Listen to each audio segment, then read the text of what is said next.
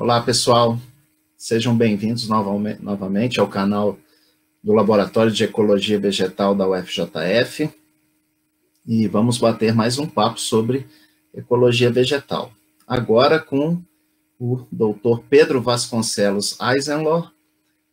Ele é biólogo, doutor em Biologia Vegetal pela Universidade de Campinas, a Unicamp, com passagem de pós-doc pela UFMG e período na Escócia, em Edimburgo, e professor da Universidade do Estado de Mato Grosso, a UNEMAT, campus de Alta Floresta, e editor-chefe da Acta Botânica Brasílica, que é o objetivo da nossa conversa aqui. Pedro, muito obrigado por ter aceito o convite. Acredito que esse bate-papo ele vai ser muito válido, o que se propõe, para dialogar, principalmente com os nossos alunos. E eu lhe convidei para falar, você tem uma grande experiência em termos de revisão de periódico, como editor de área, editor-chefe, e agora você assumiu como editor-chefe da Acta Botânica Brasílica, que, no meu ponto de vista, é o principal veículo de divulgação científica da ecologia vegetal nacional. Então, te agradeço muito pelo convite, a gente já bateu um papo, por ter aceito o convite, a gente já bateu um papo antes, nos bastidores, e eu já te expliquei um pouquinho como funciona, e aí eu sempre começo com essa pergunta, quem é o professor, quem é o pesquisador Pedro? Obrigado. Bom dia, Fabrício, bom dia a todos que estão nos ouvindo, e muito obrigado pelo convite, é um prazer, uma honra participar desse momento com você, Fabrício, e ao mesmo tempo que eu te parabenizo pelos 10 anos de UFJF, um marco bem significativo, Bom, eu sou Pedro, sou formado em Biologia, como você falou, pela Universidade Federal de Viçosa, fiz mestrado no Instituto de Botânica de São Paulo, desenvolvi toda a minha parte de campo em Viçosa, dentro da UFV, e o meu doutorado foi pela Unicamp, e o pós-doutorado na UFMG, então eu trabalhei na graduação com a professora Rita Ocano, mais na parte sistemática e taxonomia. No mestrado, eu já entrei na ecologia vegetal, trabalhando com a doutora Margarida Fiuza de Mello. No doutorado, me aprofundei mais dentro dessa área, funilando bastante para a ecologia da vegetação, com o professor Fernando Martins, e no pós-doc eu me consolidei dentro da ecologia da vegetação, fitogeografia, padrões de distribuição de espécies de plantas, com o professor Ari, na UFMG, e tive essa passagem em Edimburgo, trabalhando com o Dr. Tom Pennington, Kyle Dexter, e logo no final desse período de pós-doc, eu fiz o concurso da UNEMAT, fui aprovado e iniciei aqui os trabalhos em março de 2014. Então, eu completei recentemente 6 anos de Universidade do Estado de Mato Grosso. Aqui eu lidero o Laboratório de Ecologia, dentro do Centro de Tecnologia da Amazônia Meridional, agora virou Centro de Pesquisa e Tecnologia da Amazônia Meridional, fizemos uma redenominação, e temos trabalhado aqui bastante com distribuição de espécies, sempre com foco em entendimento ecológico e em conservação. Sempre que possível, a gente puxa para a conservação. Então, o estudo visa entender questões ecológicas, tem perguntas ecológicas, tem a teoria ecológica, e, havendo sempre a oportunidade, a gente faz um link com a conservação da biodiversidade.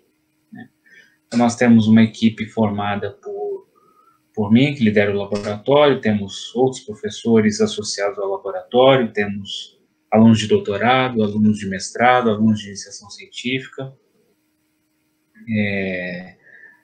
e temos focado nessas questões envolvendo principalmente biodiversidade da transição Cerrado-Amazônia. É o nosso grande foco. Não é o único, mas é o grande carro-chefe do laboratório. A gente quer entender quais são as espécies, qual é o valor de conservação dessas espécies, status de conservação, como que elas se distribuem, em resposta a quê, como que as mudanças climáticas em curso podem afetar a distribuição dessas espécies vegetais na transição Cerrado-Amazônica, né, considerando que é a transição entre os dois maiores domínios da região neotropical. Então, é uma transição que apenas por isso já é muito chamativa, aliado ao fato de que estamos bastante sobrepostos ao arco do desmatamento. É uma região de grande apelo, né, conservacionista, e que chama a atenção não só da região, não só de quem se interessa pela Amazônia e pelo Cerrado, mas qualquer pessoa interessada em transições e em conservação. Então, esse tem sido o nosso foco. Não trabalhamos no laboratório apenas com plantas. Eu já co-orientei e orientei trabalhos com animais também, embora não seja a minha especialidade. Então, assim, eu diria que 90% a 95% dos nossos trabalhos são voltados à ecologia vegetal. Mas o nome do laboratório é Laboratório de Ecologia justamente porque a gente gosta de deixar a coisa um pouco mais aberta. Acho que, em resumo, é mais ou menos isso. Ah. Nossa, que legal. É bom, e é uma característica, né, das instituições mais interioranas, ter essa maior amplitude, né, para englobar diferentes alunos que têm diferentes demandas. Sim, a gente tem que estar bastante aberto, né, Fabrício, porque também a gente não tem um quadro tão grande, tão especializado de professores como vocês, por exemplo, aí imagino que tenham. Né? Eu sei que a UFMG tem, o seu departamento provavelmente também tem professores muito bem especializados. Aqui é mais amplo, né? A gente tem, por exemplo, na área de botânica, concursados somos 4 professores. Então, são 4 professores que lidam com diferentes aspectos, né? Na área de ecologia, temos apenas uma professora efetiva aqui, né? Então, a gente conversa entre áreas, né? A gente tem o nosso foco, tem o nosso carro-chefe, mas fica aberto para outras possibilidades também. É um trabalho recente que nós conduzimos no laboratório, foi com aquele mamífero, a pacarana. Não sei se você conhece, acho que certamente conhece. Acho que até saiu na televisão, no Fantástico, se eu não me engano. Nós fizemos um trabalho aqui, eu orientei uma aluna de mestrado. Também já orientei um trabalho com dieta de peixes. Até falei para o rapaz, olha, eu não entendo. Ah, mas eu quero trabalhar com isso. Não, tudo bem, a gente consegue um orientador que entende bem desse assunto e eu te oriento mais na parte da concepção científica, na questão das perguntas, na questão estatística, né, na condução do trabalho como todo, mas essa parte mais especializada dos peixes a gente deixa para um co-orientador. Né? Então a gente vai fazendo as parcerias e vai conseguindo ampliar os horizontes. É muito bom. Como eu te falei, como o bate-papo é também uma forma de incentivo e com foco, né, nas novas gerações da academia, é legal para ter essa ideia, né, de que muitas vezes, assim, nós temos alguns centros mais complexos, né, talvez aqui na UFJF, eu considero a UFJF como uma universidade com porte mediano, então tem os seus concursados com as suas especialidades, mas também quebra um pouco, essa sua fala quebra um pouco aquela barreira, né, de que a pessoa tem que ser muito especializada e só lidar com aquilo. Sim. Não, você tem que ter um jogo de cintura, tem que ter uma visão holística da ecologia, né, para poder atuar no ensino. E não só na pesquisa, né, também no ensino, é importante, porque eu lembro que quando eu fiz o concurso, um dos membros da banca perguntou, você tem um forte viés aí na sua formação para ecologia, né? Mas você daria conta de trabalhar, se fosse necessário também, com taxonomia, com fisiologia, com anatomia? Quer dizer, tem essa flexibilidade, né, tanto para o ensino quanto para a pesquisa? Não, tem. De fato, tem. A gente tem que ter essa capacidade também de sair da caixinha, né, sair da zona de conforto. Eu orientei um trabalho aqui ligado a agroecossistemas, praticamente assim que eu entrei e eu praticamente nunca tinha ouvido maiores detalhes sobre agroecossistemas, fiquei um pouco perdido no início, mas conseguimos publicar até bem o trabalho numa revista internacional com um bom fator de impacto, e não foi fácil, evidentemente, porque é uma área totalmente desconexa com aquilo que eu vinha acostumado a lidar, né? Mas o nosso próprio programa de pós-graduação pede isso, que é programa de pós-graduação em biodiversidade e agroecossistemas amazônicos. Então, envolve esses dois componentes, né, que devem estar integrados. Tem as duas linhas de pesquisa, diversidade biológica e agroecossistemas amazônicos. São duas linhas, só que não são duas linhas antagônicas, são duas linhas auxiliares. E muita gente, na sociedade como um todo, eu diria, não vê isso. Acha que diversidade é antagônica a agroecossistemas, ou uma área mais agronômica. Na verdade, isso não faz o menor sentido, né? A gente precisa das duas coisas. E quando as duas coisas andam juntas e conversam bem entre si, fica muito mais fácil para todo mundo, né? Então, é isso que a gente tem colocado aqui muito para os alunos, né? Os professores entenderam isso desde o início, mas às vezes os alunos, eu sou da linha de... Não, tá, você é dessa linha, mas você está num programa que trabalha as duas linhas, né? Então, a gente tem disciplinas obrigatórias nas duas linhas justamente para isso, para que os alunos tenham essa formação mais ampla e possam enxergar como essas duas questões se conversam e devem conversar. É muito legal.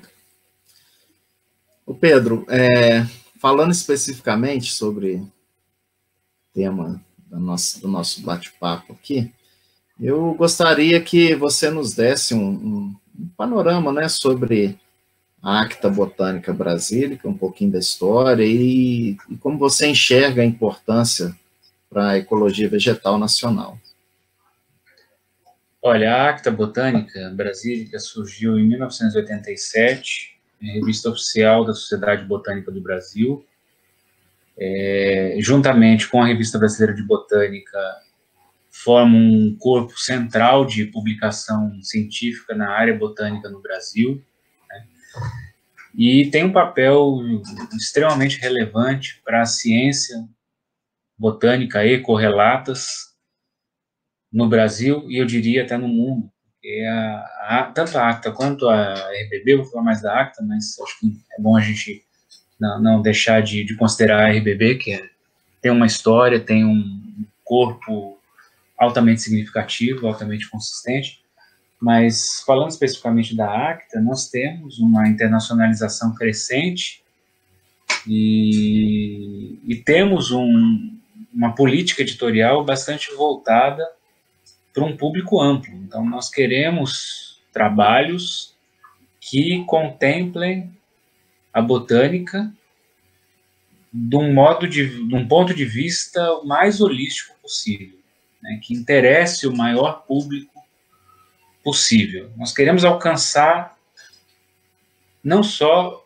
os botânicos brasileiros, mas nós queremos alcançar os botânicos dos Estados Unidos, de outros países das Américas, nós queremos alcançar a África, a Ásia, todo mundo, na Europa.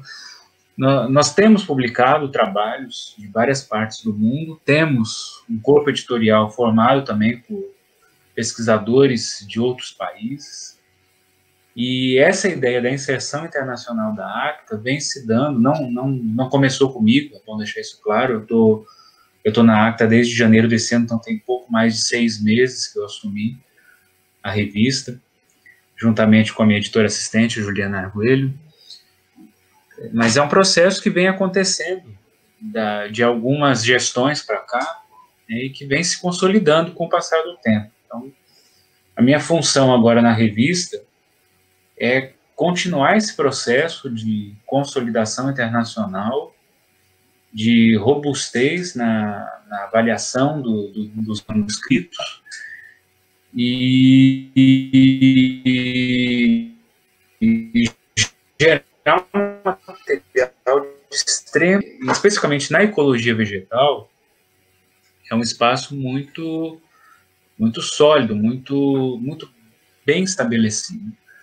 Nós temos trabalhos muito relevantes publicados ao longo do tempo na ACTA, desde a sua fundação em 87 até hoje, trabalhos que fizeram a diferença na ecologia vegetal brasileira, e hoje não é diferente. A tendência é a gente continuar publicando esses trabalhos de qualidade que chegam para a gente, né? Então, tanto a ecologia vegetal, quanto a taxonomia, quanto a fisiologia, quanto a anatomia, tem o seu espaço na ACTA. Basta que tenham qualidade e que tenham aquilo que eu costumo chamar de empatia. Empatia com o leitor. E não é com o leitor do seu laboratório apenas, do seu campus, da sua região. É com o leitor como um todo, o leitor internacional.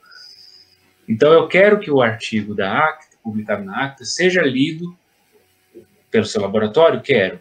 Pelo seu campus? Quero. Pela sua região? Quero. Mas quero também que ele seja lido e citado por pesquisadores da África, da Europa, da Ásia, etc. Porque mesmo que o trabalho seja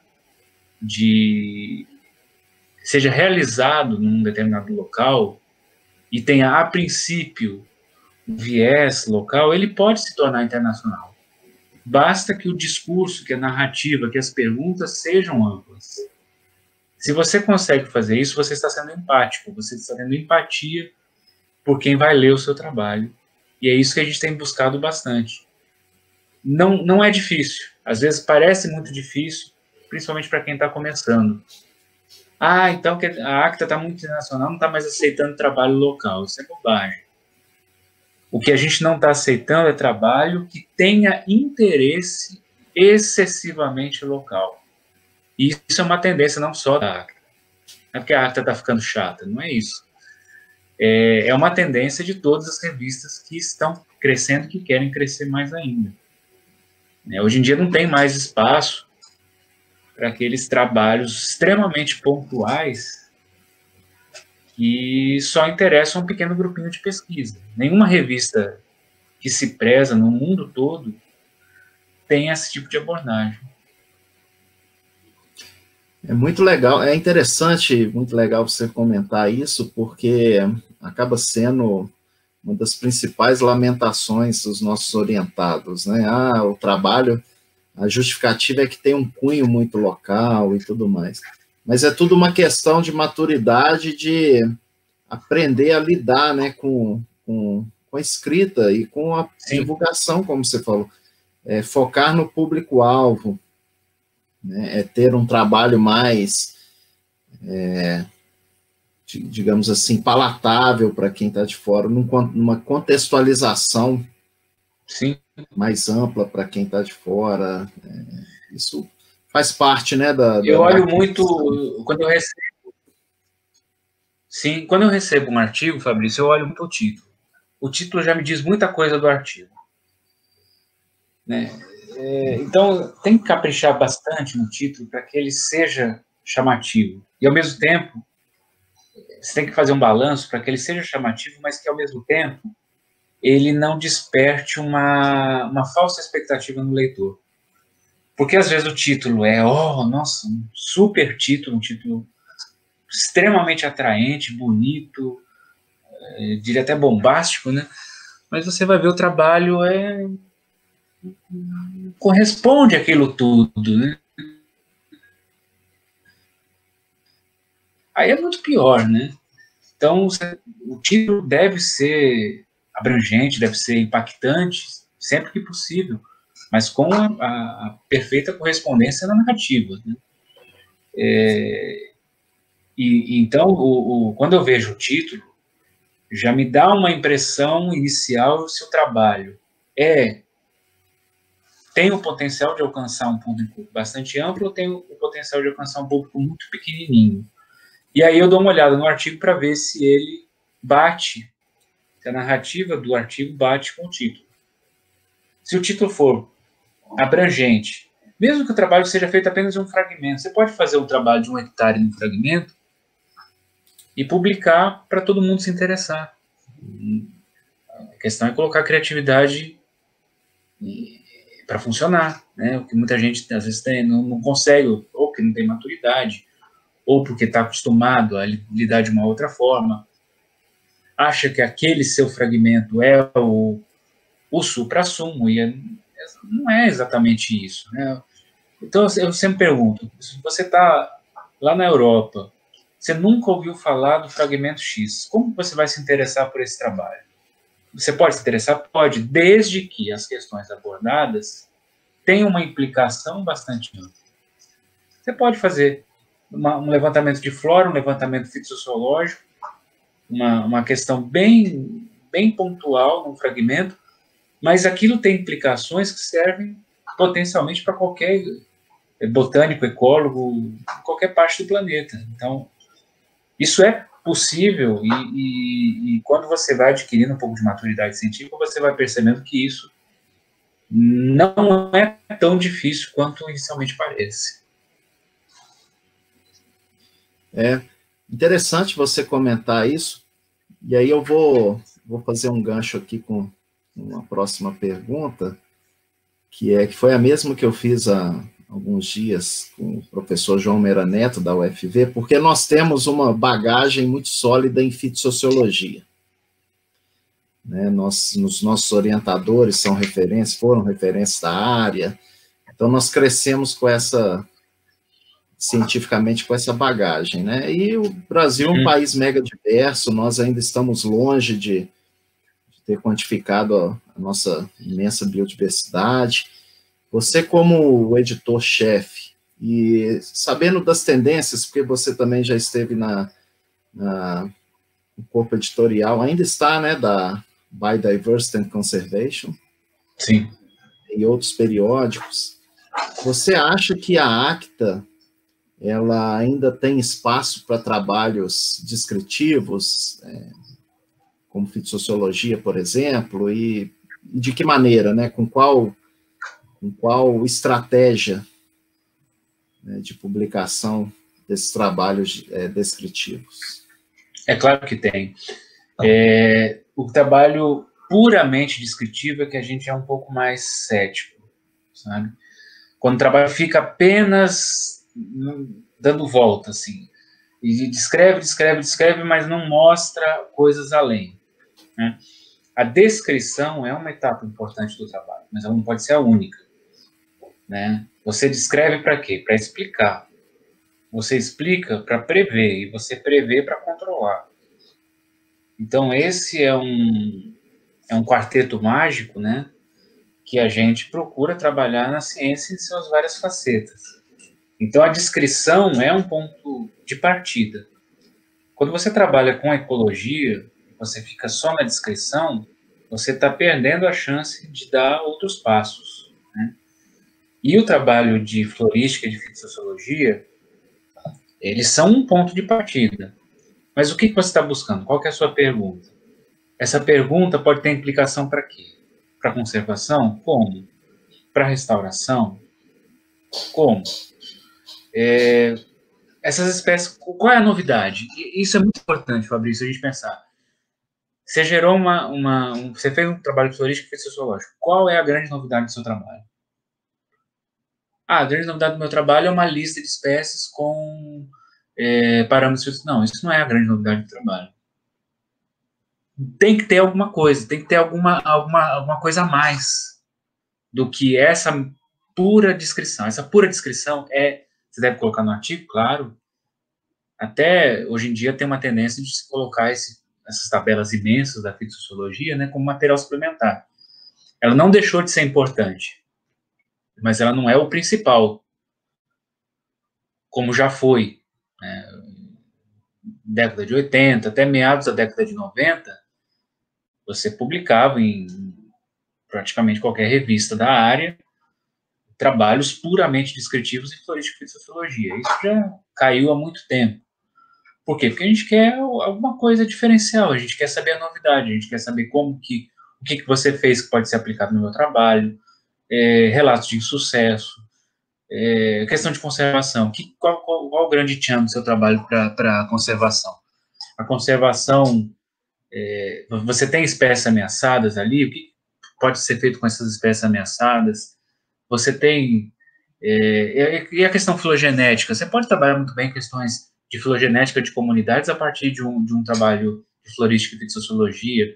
Você pode fazer abordagens de conservação, você pode fazer abordagens de modelagem ecológica a partir de uma lista de espécies. Então, você começa com a lista, você precisa conhecer as espécies. Você precisa conhecer e precisa mostrar para o leitor quais são aquelas espécies. Mas esse é o ponto de partida. Depois disso, podem vir muitas outras coisas. E muitas vezes é isso que está faltando. Falta, muitas vezes, coisas mais de um interesse mais amplo, né? Em suma, acho que seria isso. Mas a abertura sempre existe, sempre vai existir. Isso é... Agora, sim, só para deixar bem claro, essa questão descritiva, né? Às vezes a gente fala muito, a gente fica um pouco cético com essa parte descritiva, os taxonomistas já ficam de cabelo em pé, né? Então, quer dizer que a taxonomia não tem mais vez? Não, muito pelo contrário. Você pode ver que a gente está sempre publicando vários trabalhos de taxonomia. O trabalho de taxonomia é um trabalho sui generis. Se você traz uma nova espécie, se você faz uma tipificação, lectotipificação, isso é uma grande novidade para o botânico. Tá? Por quê? Porque é uma concepção diferente. Né? Agora, a mera descrição, a mera lista, um mero achado, isso não é suficiente. Né? Agora, se você traz uma nova espécie, você pode ver, a Acta publica uma série de trabalhos, já publicou e continua publicando uma série de trabalhos com espécies novas. Né? Então, é bom deixar isso claro, a taxonomia tem seu espaço, a ecologia tem seu espaço, a anatomia tem seu espaço, a fisiologia tem o seu espaço dentro da Acta Botânica Brasílica. Né? Tá, muito bom, Pedro. É legal, assim, eu fiz essa pergunta propositalmente porque eu tenho observado ao longo dessas orientações e conversando com colegas da área, os alunos se questionam muito sobre custo-benefício, né? Eu vou investir boa parte do meu tempo fazendo trabalhos de campo, ao passo que quem está trabalhando única e exclusivamente com modelagem investe o tempo em ferramentas mais arrojadas e tem um potencial de publicação melhor em boas revistas. Eu sempre busco incentivá-los a falar, não, nós precisamos de trabalho de campo, precisamos manter essa pegada, principalmente em áreas que são pouco conhecidas, né, nas suas diferentes nuances, né? O Brasil tem um mosaico fisionômico excepcional, então nós precisamos, mesmo que é negligenciado, né, pequenos fragmentos secundários, nós precisamos manter essa roda de trabalhos descritivos girando.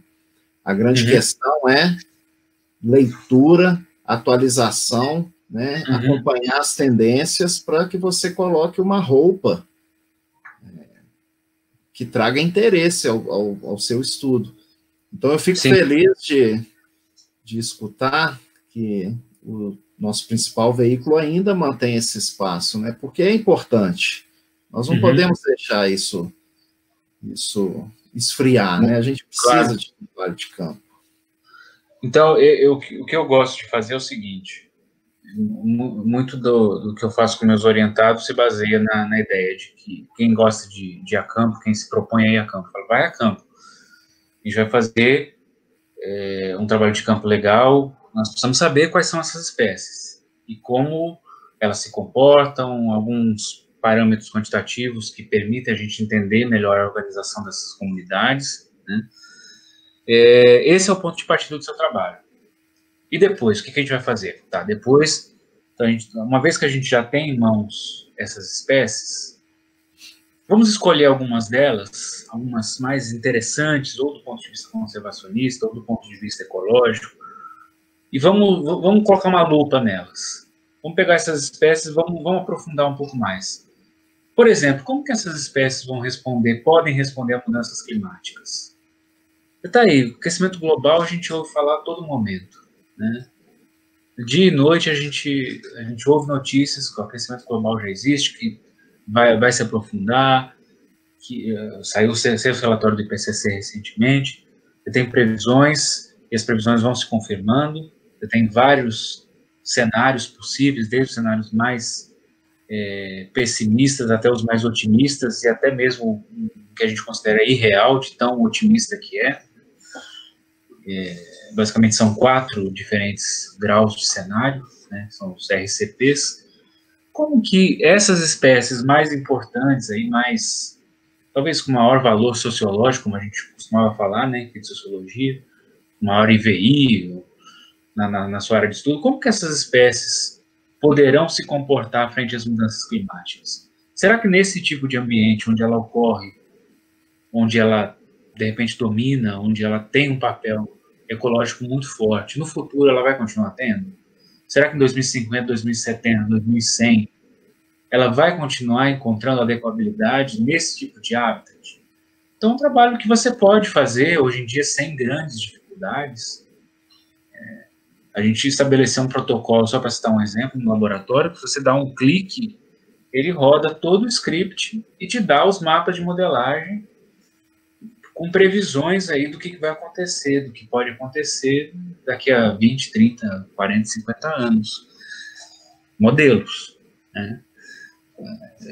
Modelos chamado modelo de distribuição de espécies, modelo de adequabilidade de hábitat, modelo de adequabilidade ambiental, tem uma série de nomes, modelo de nicho, né? Mas a ideia central é sempre a mesma, né? A ideia central é você fazer previsões sobre o que poderá acontecer com a adequabilidade de uma espécie, uma ou mais espécies, frente a cenários de mudanças climáticas. Você pode fazer isso para o futuro, você pode fazer isso até mesmo para o passado, recontar uma história biogeográfica por meio de modelagem, né? Nós fizemos isso com a Pacarana. Então, tudo começou com o trabalho de campo, né? A aluna chama Cleide foi a campo, no seu mestrado, investigou a Pacarana, entendeu como a Pacarana funciona, fez registros em campo da Pacarana, e a partir disso começaram a surgir as questões biogeográficas, questões ecológicas, questões conservacionistas. Aí entraram os modelos, o trabalho foi publicado. Então, é essa a ideia. Eu acho que tudo, sim, Fabrício, tudo começa com o campo. Você não pode negligenciar de forma alguma o campo, né? Mas eu não gosto é uma coisa muito pessoal minha, eu não gosto de impor para o aluno, né? Porque tem aluno que gosta e tem aluno que não gosta. É verdade. Então, tem aluno, eu sempre pergunto, você quer, quando o aluno entra, vem me procurar para orientar, eu falo, você gostaria de ir para campo? Você gostaria de ficar no laboratório? Ou você gostaria de fazer as duas coisas? Aí, com base nisso, a gente vai ajustando o plano de trabalho do aluno. Tem dado certo dessa forma. Eu gosto muito que o aluno vá para campo. Sempre que possível, levantar informação em campo, eu considero da maior importância. E as revistas têm que manter um espaço para isso, sim. Né? E com a Acta, evidentemente, não é diferente. Tá, muito bom, Pedro. Bom saber essa perspectiva, e a questão também é que hoje nós vivemos, a ciência de ponta vive com base em networks, então o nosso trabalho de campo também atrai a atenção de grupos internacionais e para publicar trabalhos de alta relevância, compilando dados, né, faixas tropicais de diferentes escalas, né? Então é importante termos isso em mente. Então, fazendo um gancho com o que nós conversamos, o que você enxerga, quais são as tendências, né, que você enxerga de publicações em ecologia vegetal exitosas, né? com boas perspectivas na Acta Botânica, né? Você já comentou um pouquinho sobre essa questão da modelagem de distribuição. Eu tenho observado, com o nosso grupo aqui não é diferente, eu tenho observado que os grupos que eu chamo mais arrojados na ecologia vegetal no Brasil já têm buscado isso, né? Têm buscado essas distribuições porque elas nos dão retratos muito importantes sobre estratégia de conservação, principalmente. Diferentes. E aí, aqui, por exemplo, no nosso grupo, a gente busca focar nas hiperdominantes, que são o conjunto das espécies com maior valor de importância ou densidade relativa, dominância relativa, fica a critério, né? E qual a performance, né? Assim, para onde elas tendem isso, essas áreas que elas tendem a se distribuir são áreas antropizadas, enfim. Esse é um exemplo. Mas como que você enxerga assim, as tendências de publicações na Acta? Eu me fiz claro, né? Assim, Sim. Com base no que tem acontecido em outras revistas, né, equivalentes no mundo. O que eu vejo uma tendência muito forte, além dessa questão da previsibilidade das mudanças climáticas, né, que eu comentei, é a questão de filogenética de comunidades, é a questão aquilo que o João até falou na sua outra entrevista, né, recentemente, das regras de montagem de comunidades, e tudo que envolve conservação. Hoje em dia, nós estamos sendo cobrados, até mesmo pela sociedade, a produzir trabalhos que subsidiem tomadas de decisão. Se isso está sendo feito na prática ou não, é uma outra questão. Até acho que muito pouco, né, perto do que deveria. Mas cabe a nós, cientistas, embasarmos políticas de conservação. Então, nós estamos no país mais biodiverso do mundo. Nós temos a Amazônia, que contém a maior floresta tropical do mundo. Nós temos a Mata Atlântica, que é um dos principais hotspots mundiais para conservação. Temos o Cerrado, que é um outro hotspot mundial para a conservação da biodiversidade. E temos uma série de ecossistemas muito particulares ao Brasil. Temos uma quantidade de endemismo imensa no nosso país. Temos uma quantidade de espécies de potencial medicinal, né? Então, por vários, e poderia lhes ficar horas e horas listando motivos, né? Até mesmo o próprio valor intrínseco da vida, né? Mas tentando ser um pouco mais pragmático, a sociedade precisa, de modo geral, da biodiversidade bem conservada, né? Então, o que eu vejo é que os trabalhos que têm um forte arcabouço teórico, precisa, né? Não se sustenta. Tem uma pergunta que se sustente sem um forte arcabouço teórico.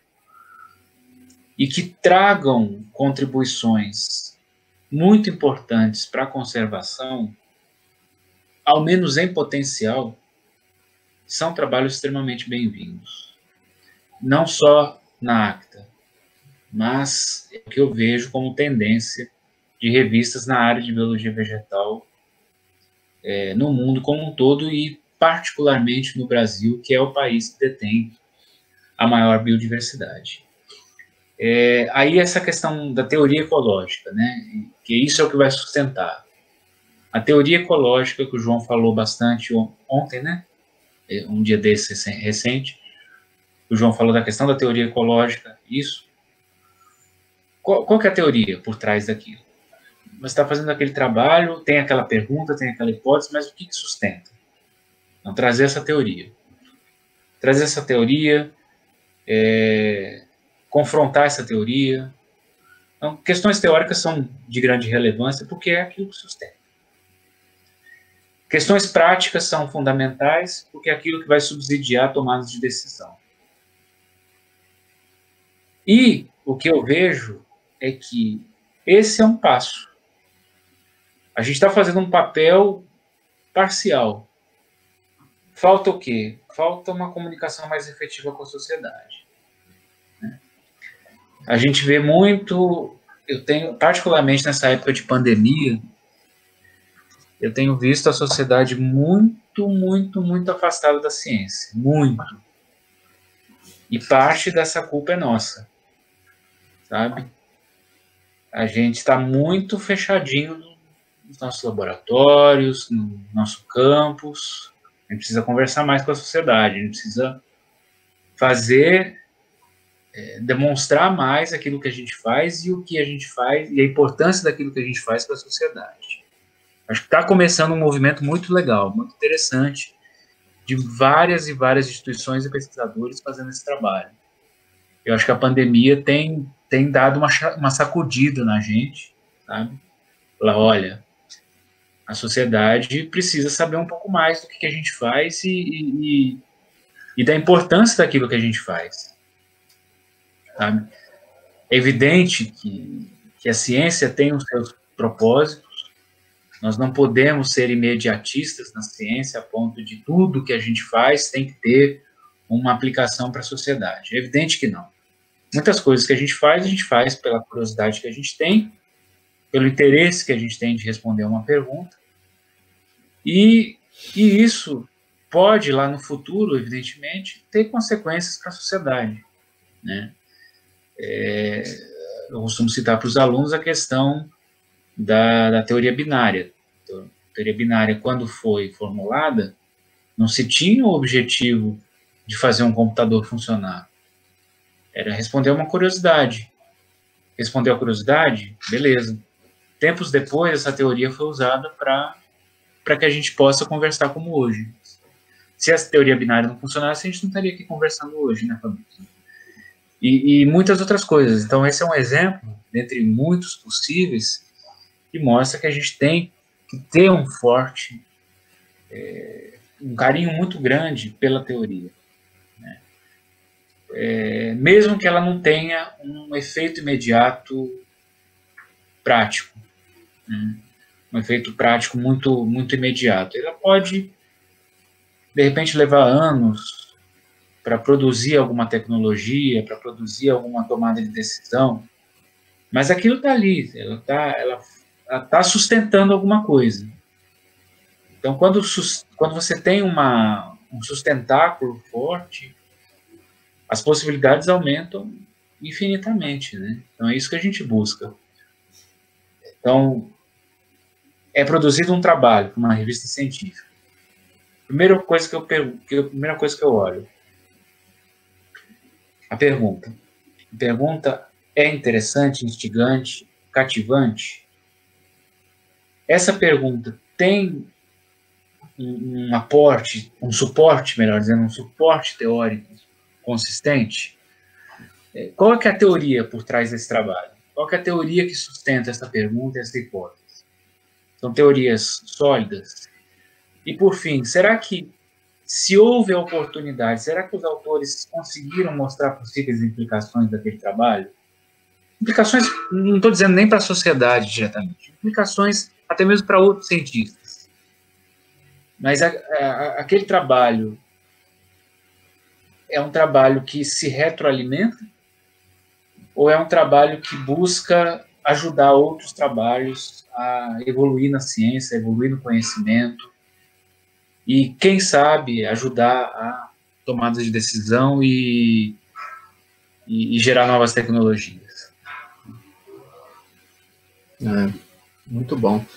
Você estava comentando sobre essa questão, né, da distância da ciência, com a sociedade, e aí eu me lembrei de uma conversa que eu tive recentemente com outros outros colegas, né? Foi uma live sobre ensino em ecologia, mas nos bastidores nós conversamos sobre isso. E, assim, realmente aqui existe um distanciamento, até por nossa estrutura social, né? Embora eu venha observando avanços nisso, quando eu pego a perspectiva de décadas, né? Mas você sabe, cara, eu acho que essa pandemia e essa reclusão, ela tem servido, sim, e muito, para dar uma sacudida nas instituições de ensino superior sobre essa necessidade de uma maior aproximação com o público. Eu tenho observado isso de forma muito clara. Lógico que isso vai, para que isso tenha um êxito, né, a gente tem que discutir essa estratégia em uma escala maior. A gente tem que furar a bolha as nossas bolhas e começar a se aproximar das massas, né, veículos de divulgação em massa, se aproximar das entidades religiosas que têm uma formação de opinião, né, que pensam, porque a ecologia está muito relacionada ao seu pensamento prospectivo. E tem muita adesão com o que é ensinado nas doutrinas religiosas. Então, eu acho que tem um espaço aí para entrar. São reflexões, tá, Pedro? Eu gosto desse espaço por causa disso, porque a gente tem que buscar uma estratégia, né? A gente está falando de um veículo de divulgação científica, mas para as massas a gente também tem que buscar uma estratégia e que envolva nós cientistas, mas também comunicadores, jornalistas, enfim, temos que ter ferramentas para que essas informações cheguem, e não cheguem também de uma forma muito difícil de gestão, né, pela sociedade. Mas é legal. A revista científica não deve necessariamente usar uma linguagem acessível ao grande público. Eu vejo dessa forma. A revista científica deve ser efetiva em promover comunicação entre cientistas. Só que ela sustenta. Ela vai sustentar uma série de questões que envolvem a sociedade. Então, ela precisa primar pela qualidade, pelo rigor, pela organização. Então, a revista, o que é publicado numa revista, muitas vezes é usado para o bem ou para o mal por tomadores de decisão, por políticos, pela sociedade civil de forma geral. Já vi trabalhos científicos sendo usados para o bem e para o mal para a conservação da biodiversidade no Brasil. Tá? O próprio Oliveira Filho tem exemplos muito claros nesse sentido de trabalhos dele que foram usados tanto para um lado quanto para o outro. Quando a gente publica um trabalho, a gente está publicando uma ideia, a gente não sabe o que vai acontecer com isso. A gente tem que ter muita responsabilidade do que a gente publica. Estou publicando um trabalho aqui, mas nem sei se alguém vai ler e tal, mas estou publicando, estou enriquecendo meu currículo. Esse pensamento não existe, sabe? Não deveria existir. Você está publicando um trabalho e você está publicando uma ideia, você está vendendo uma ideia, você está vendendo uma concepção que pode ser usada para os mais variados fins. E não pense que não tem gente que está de olho naquilo para usar, como eu disse, para o bem ou para o mal. Sabe? Às vezes alguma coisa que você deixou ambíguo ali, olha, foi publicado lá, ó, Revista Oficial da Sociedade Botânica do Brasil publicou isso aqui, ó. Então isso aqui me dá a liberdade de fazer isso. Ó, tal cara ali, ó, doutor não sei onde, com um monte de publicação, publicou na Revista Oficial da Sociedade Botânica do Brasil e lá tá dito isso, ó. Então eu posso fazer isso. Então isso pode acontecer. Isso pode acontecer e acontece. Então, o autor e o coautor do trabalho científico não colhem somente os louros do trabalho, não enriquecem apenas o seu látis e o seu ego, muitas vezes. Eles também, os autores e coautores de trabalhos científicos, têm uma responsabilidade imensa sobre tudo que é publicado. Então, eu bato muito nessa tecla, tanto no meu trabalho editorial, quanto principalmente o trabalho com os meus alunos de graduação e pós-graduação. Ser autor e coautor é uma coisa muito séria. E a gente muitas vezes não dá a devida importância para isso. Você ajudou um trabalho de campo, você não deu contribuição intelectual, você não é autor nem coautor. Você deve ir nos agradecimentos ou ser pago por isso. Você fez uma análise estatística no trabalho, pontual, por mais importante que ela seja, você também não é coautor desse trabalho. Eu já recusei convite para ser coautor porque eu tinha feito uma análise. Não. Me passa os dados aí que você vai ser coautor. Eu falei, não vou, não. Me coloca nos agradecimentos porque eu dei a contribuição para essa análise. Eu mal sei do seu trabalho, mal contribuí, não saberia defender o trabalho perante a comunidade científica da área. É isso que define principalmente um autor, né? Um autor de fato e de direito. Aquele que consegue defender todos os pontos centrais do trabalho perante a comunidade científica da área. Então, a pessoa tem a capacidade para isso? Se tiver, contribuiu intelectualmente para o trabalho, ela merece ser autora ou coautora do trabalho. Então, eu acabei indo por um outro caminho, mas acho que também a ideia da conversa é mais livre, né, Fabrício? Você perguntou uma coisa, eu acabei indo fazendo um caminho um pouco mais longo, mas acho que respondi e a gente avançou um pouco nas ideias. Não, a ideia é justamente essa, né? Assim, nós temos um esqueleto aqui para seguir, mas as ramificações são válidas, né? Porque é um momento também que a gente consegue expor coisas, né, que vem com a nossa experiência. Então, te agradeço pelos insights. Pedro, para a gente fechar essa questão relacionada à ACTA, eu gostaria que você já apontou várias coisas do que eu vou perguntar aqui sobre o que fazer para o trabalho ter êxito, né, para ser um trabalho atrativo e tudo mais. Mas na sua experiência prática, quais são os principais erros que você observa na ACTA que um autor deve evitar? Porque a gente acaba conversando sobre isso, né, para quem tem influência, e as normas das revistas têm isso. Mas, às vezes, a pessoa comete uns vacilos, assim, bobos, né? Então, o que alguém que pretende publicar na ACTA precisa evitar, né, o seu trabalho ser rejeitado ou não ter sucesso? Bom, o pesquisador deve tomar bastante cuidado com relação ao público que pode ser atingido com o seu trabalho. Então, acho que esse é o principal erro. O pesquisador supervalorizar os seus dados, o seu fragmento, a sua região, e não criar uma empatia com um público mais amplo. Tá? Achar que aquilo que ele está, aquele seu fragmento, aquele bioma, ou aquelas espécies, aquelas plantas com as quais ele está trabalhando, são o foco principal. Não, não são.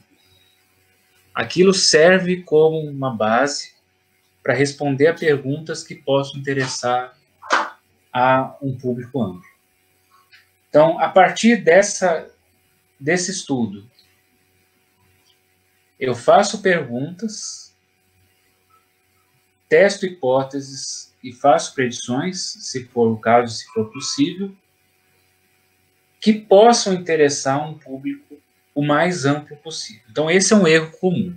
Esse é o erro da regionalização. É o erro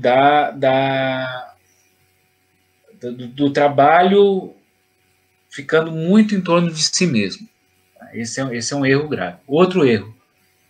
é um inglês fraco, é um inglês cheio de problemas, tá? Não, felizmente, não é regra na revista. Nós temos recebido, na grande maioria das vezes, trabalhos com um bom inglês. Às vezes ele precisa de uma lapidação. Nós temos um revisor que faz uma análise quando o trabalho é aceito, né? Ele dá um parecer, um veredito final, dizendo se realmente o trabalho está apto ou não, ou precisa passar por uma nova rodada. Eu faço um filtro inicial. Eu vejo, os editores assistentes, os revisores, nós fazemos um filtro, né? Mas o trabalho só vai ser realmente publicado se ele tiver uma qualidade praticamente impecável no seu inglês. Claro, uma coisa ou outra sempre passa, mas dentro do limite das nossas possibilidades, a gente vai prezar por um inglês de qualidade. Se você submete um trabalho em que ele foi inteiramente traduzido no Google Translator, no Google Tradutor, você faz Ctrl+C, Ctrl+V, vai ter uma série de inconsistências, isso é muito fácil de detectar. O Google Tradutor tem melhorado bastante, né? Acho que ele é uma ferramenta que pode e deve ser usada, mas, claro, com seus devidos cuidados. Você não pode querer que ele seja um tradutor perfeito. Tem, só para citar um exemplo, se eu falar padrões de distribuição de espécies, muitas vezes você pode jogar no tradutor e vai colocar padrões como standards. E a gente sabe que não é standards, é patterns. Então, se você vê esse tipo de coisa, você já vê, opa. Então, de repente, a pessoa ou não passou por um cuidado maior no inglês, ou simplesmente pegou, copiou, colou de um tradutor automático, né? Isso é fácil de detectar. Então, esse cuidado com o inglês é importante. Então, é um outro erro que muitas vezes as pessoas cometem. Então, nós já falamos de 2 importantes erros. Um outro erro, principalmente nessa avaliação inicial dos trabalhos, são figuras e tabelas muito ou com desorganizadas ou mal editadas, confusas, né? Então isso a gente dá uma olhada porque faz parte da qualidade do trabalho, né? Então nós estamos falando de qualidade, né? Qualidade geral. Então praticamente tudo isso se resume em prezar por qualidade e prezar pela relevância e potencial de impacto. Então, os principais erros também estão associados a isso. Quando você não considera essas questões, quando você não considera a qualidade do trabalho como um todo, isso envolve a organização do texto, isso envolve inglês, isso envolve qualidade de figuras e tabelas, então é a qualidade do trabalho como um todo, e quando você não considera a questão do potencial impacto que o trabalho tem, né, da relevância científica para um público amplo. Se você comete esses erros, você está mais propenso a ter, isso não é exclusividade da ACTA, isso é uma política internacional praticamente consensual das revistas científicas. Se você não preza por isso, a chance de você ter uma rejeição logo de cara é muito grande, né? Mas eu tenho feito o seguinte, Fabrício, quando eu vejo que o trabalho tem potencial e ele ainda não conseguiu alcançar esse nível, eu não rejeito. Eu rejeito com convite para resubmissão. É o reject and resubmit. Então, o trabalho na forma atual está rejeitado. Mas, a qualquer momento, se os autores conseguirem tornar o trabalho mais empático ao grande público, de repente também melhorar o inglês, alguma coisa nesse sentido, pode resubmeter que a gente dá andamento para o trabalho. Então, a gente tem acontecido muito isso, tem sido até tranquilo. Vários dos nossos trabalhos recentes têm sido resubmissões de trabalhos submetidos há 2, 3, 4 meses atrás, que receberam o parecer de reject and resubmit. Tá? Agora, tem casos que não tem jeito. Tem casos que o trabalho ou está fora de escopo da revista, né? A gente tem o escopo bem claro no site da revista, acho que qualquer pessoa que ler vai entender, ele está muito simples e muito claro. Então, se ele estiver fora do escopo, Se o trabalho tiver uma qualidade muito sofrível, aí ele realmente vai ter que ser recusado sumariamente, né? Mas, do contrário, a gente vai considerar e a gente vai ter o maior prazer em receber o trabalho novamente para uma reavaliação, né? A ideia nossa não é rejeitar, a ideia nossa é aceitar bons trabalhos, né? A ideia nossa é que os trabalhos que cheguem para a Acta sejam cada vez melhores e a revista melhore cada vez mais, né? A questão de rejeitar é porque faz parte do processo. A gente tem uma alta taxa de rejeição. É comum isso, acho que a gente está falando isso para muitos alunos de graduação e pós-graduação, alguns alunos de graduação talvez não saibam, mas taxa de rejeição das boas revistas gira em torno de 70, 80, 90, até mais por cento, né, dos artigos que são recebidos. E isso é normal. Até brinco com meus alunos, você submete o trabalho, você espera recusa, né? Eu não espero aceite. Você espera aceite, que bom, você está sendo otimista. Eu espero recusa, quando eu submeto uma boa revista, né? Se haver algo diferente disso, é lucro, né? Principalmente quando é a primeira vez que você submete. Para cada artigo que eu tenho publicado, imagino que eu tenho umas 3, 4 recusas. E não é vergonha para mim, né? A gente manda e se vier recusa, que venha com substância, que venha com algo que possa me fazer melhorar o trabalho. Melhorar a mim como profissional, ao meu aluno como futuro profissional e ao trabalho como um todo para que ele contribua melhor para a ciência, né? O que não dá é para a revista simplesmente receber o trabalho, te devolver e falar que estou com muitos artigos aqui, não tem condição de aceitar tudo, mas você nem sabe por que está rejeitando. Então, quer dizer, você não recebeu nenhuma contribuição, às vezes você esperou uma semana, 2, às vezes até um mês, para receber um parecer que não contribui em nada. Então, a revista tem que ter muito respeito, sabe, com o autor. O editor tem que dar uma boa olhada no trabalho, e se for recusar de cara, tem que recusar com argumento, para que o autor saiba onde ele está errando, onde ele pode melhorar, e com isso contribuir para o crescimento científico como um todo. Porque a revista tem esse papel. A revista não tem o papel apenas de publicar trabalhos e divulgar a ciência. Tem o papel de formar também, tem o papel de contribuir para amadurecimento, crescimento científico, né? Eu vejo muito dessa forma. Cara, muito bom seu comentário sobre, além, né, do panorama sobre esses filtros na revista, mas muito bom também esse seu comentário sobre as rejeições, né? Porque quem está na pós-graduação, está começando a submeter trabalhos de alto nível, né? Muitos se desanimam e falam, isso não é para mim, eu recebo muito não. Eu falei, olha, aprenda uma coisa, na ciência, né, você é pautado em receber não, porque Sim. é uma avaliação rigorosa pelos pares, então Sim. você tem que ir com a expectativa que seu trabalho vai ser rejeitado, exatamente. Uhum.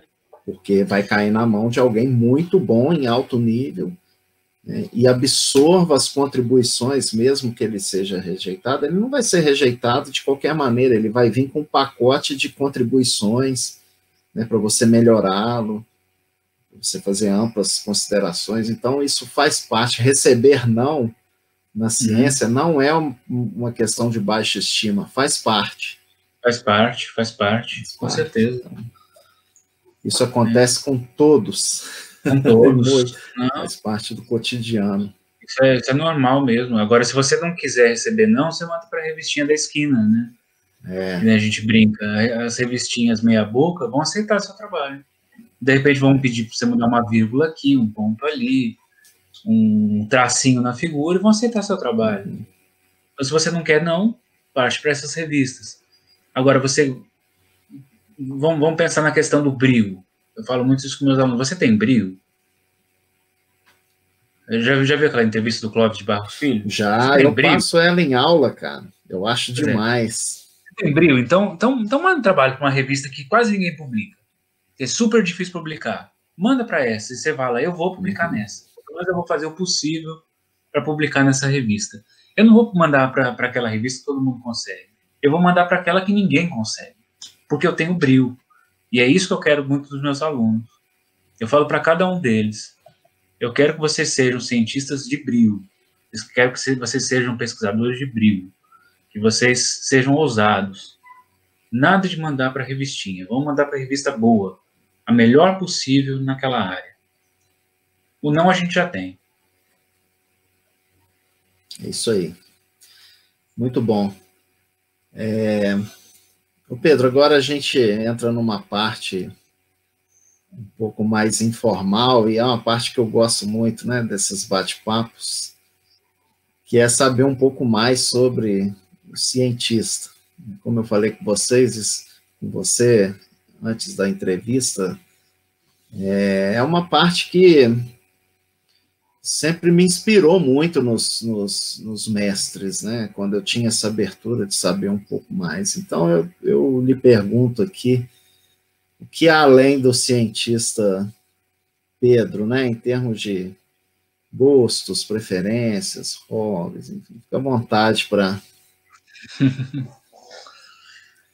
Eu gosto muito de caminhar, eu gosto muito de ficar com a família, eu gosto muito de ver futebol, adoro um bom futebol, e até meus alunos me dizem, nossa, professor, mas não é a sua cara gostar de futebol.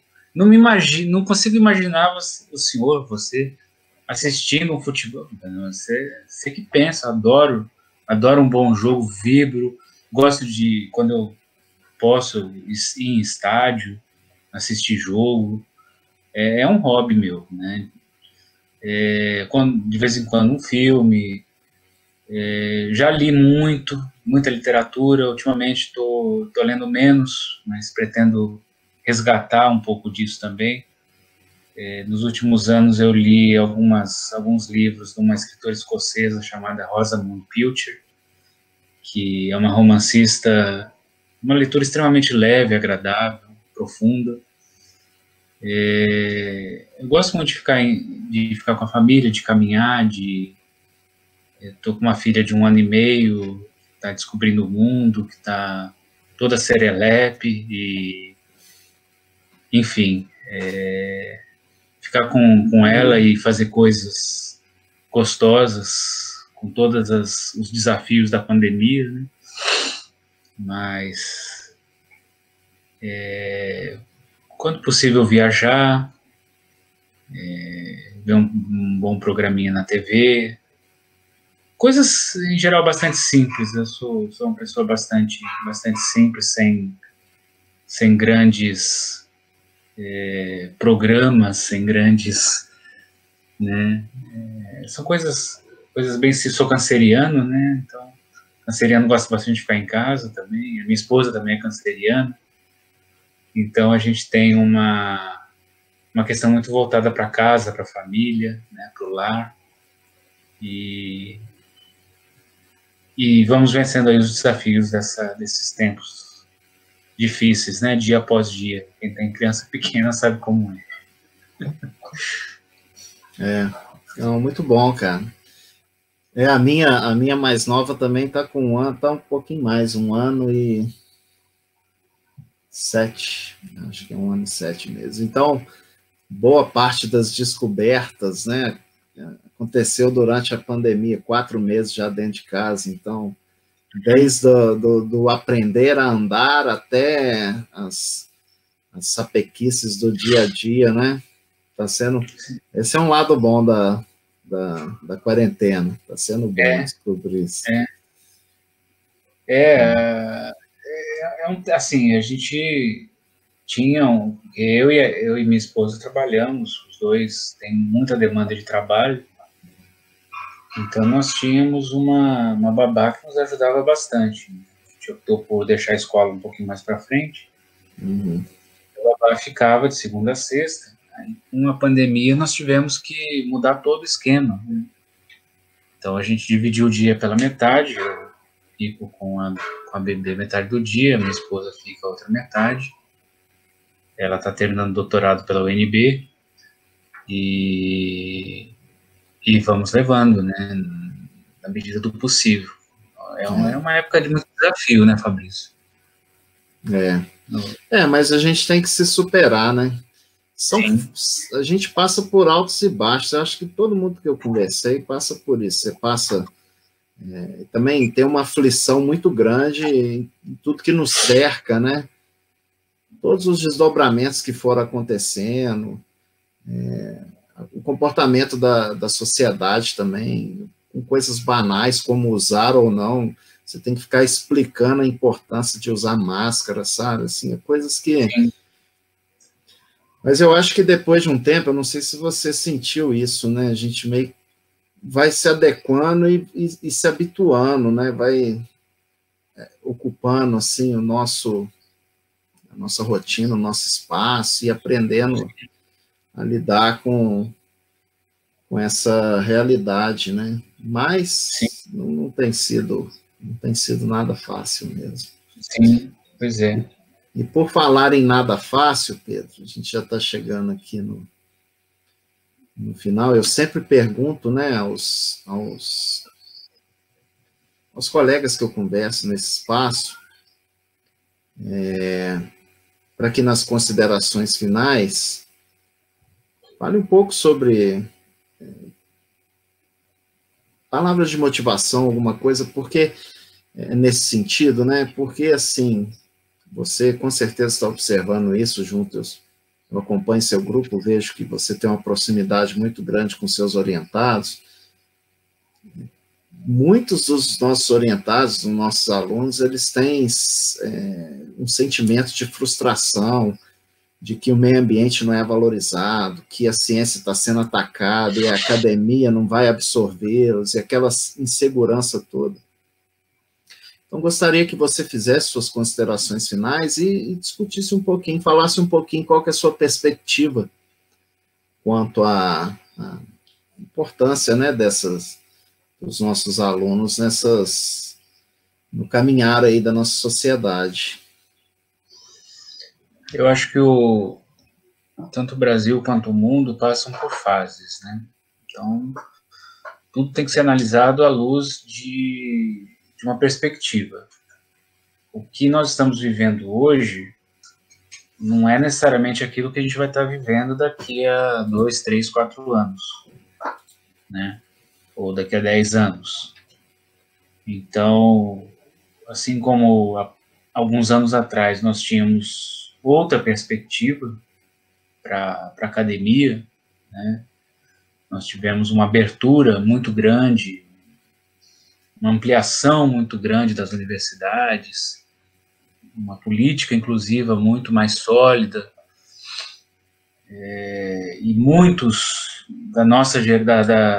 dessas últimas gerações, né, de doutores se colocaram nas instituições, né?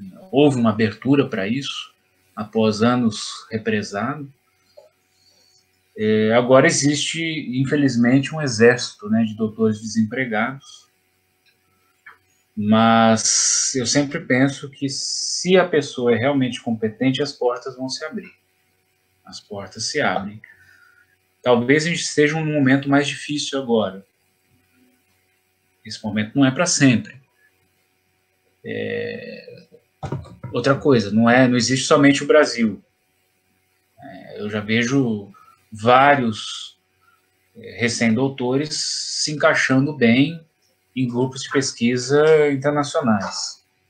Ah, mas eu quero ficar no Brasil. Não, tudo bem, é um direito seu e eu acho que é legal até que você fique. Se você tiver competência, e muitos têm, você vai conseguir o seu lugar. Né? Você vai conseguir o seu lugar com maior ou menor dificuldade. Né? Eu acho que tem que acreditar e tem que ser resistência. Sabe? Se a ciência está sendo atacada, nós temos que resistir. Se a universidade está sendo atacada, nós temos que resistir. Tá? Não estou dizendo que é fácil, que seja fácil. E os alunos de graduação e pós-graduação podem até falar, mas é muito fácil falar nessa posição, né? Você está concursado, né?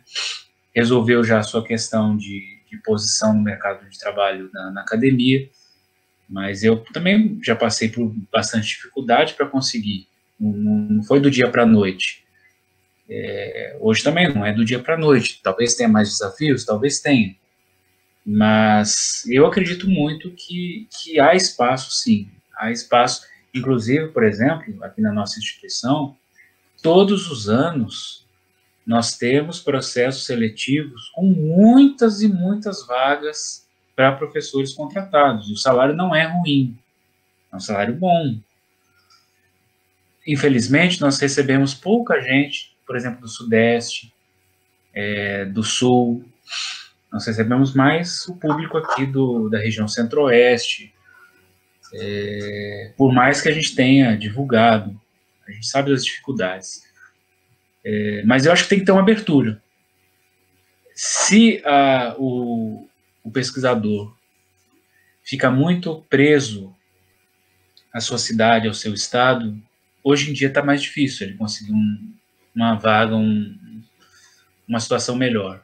Mas se ele está aberto, tem possibilidade, sim.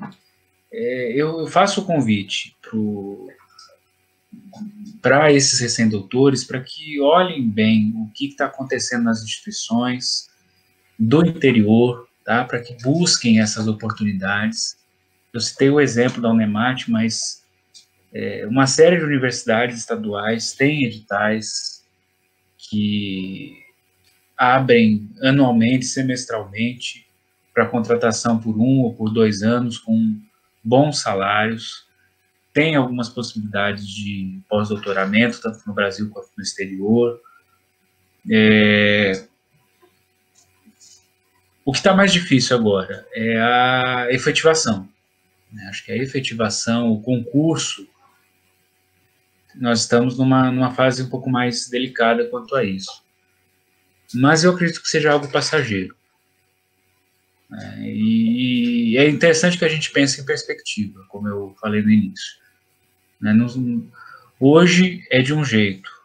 Há 5 anos atrás era de outro completamente diferente. Daqui a 5 anos, provavelmente vai ser um outro contexto também. Tá? Então não desistam da pesquisa científica precisa, o ensino acadêmico precisa de bons profissionais. A universidade brasileira é muito carente de profissionais de qualidade. Nós temos bons profissionais, temos ótimos profissionais, mas precisamos de mais. Mais para fazermos melhor, para fazermos outras coisas que nós não conseguimos fazer. Se tivermos mais bons profissionais conosco, a gente pode fazer diferença. Então, precisamos realmente que os nossos jovens talentos não desistam do Brasil, não desistam da academia, não desistam da pesquisa científica. Que encarem como um desafio o momento que nós estamos vivendo. Não como um fechamento total de portas. Eu convido a todos a fazerem essa reflexão para que a gente possa conseguir avançar e consiga vencer as barreiras e desafios que nós temos pela frente. Maravilha, Pedro. Mais uma vez, muito obrigado por aceitar bater esse papo, foi muito bom. Eu que agradeço. Esclarecer muito, tá? E sucesso aí com o seu grupo. Já são 6 anos, né, na Unemat, então... 6 anos na Unemat, isso mesmo. Muito bom, cara. Isso aí. Vamos em frente. O pessoal que quiser fazer algum contato, a gente está sempre aberto aí para discutir, para contribuir, para trocar ideias, tá? E agradeço muitíssimo pelo seu convite, estou sempre à disposição, viu? Beleza, cara. Muito obrigado, viu? Ok, Fabrício, um grande abraço, tudo de bom. Tchau. Um grande abraço. Tchau, tchau.